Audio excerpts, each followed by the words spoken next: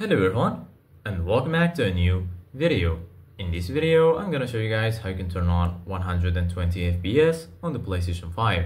So if you guys want to learn how to do it, just follow the steps that I'm gonna show you. As you can see guys, I'm right now on the PlayStation 5 and this is how the homepage looks like.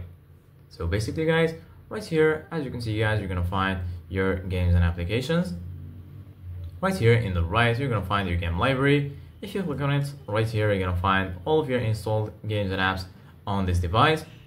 Here in the left you're gonna find PlayStation Plus and also PlayStation Store. And right here as you can see guys in the top, you're gonna find games, media, here you're gonna find search, settings, and right here you're gonna find your profile icon. So basically guys, right now if you want to turn on 120 FPS on your device, first of all go ahead and click on settings, and then you're gonna be here in this page. Once you're here, go ahead and search for screen and video.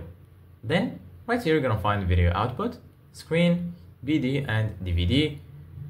So go ahead and click on video output, and then right here you're gonna find all of the settings related to your monitor. Once you're here, you're gonna find video output information, and right under it you're gonna find resolution and frequency. Make sure you choose the highest resolution possible, and here under it you're gonna find your setting for 120 Hz. So basically guys, if you find this option off, make sure you click on it and then set it to automatic.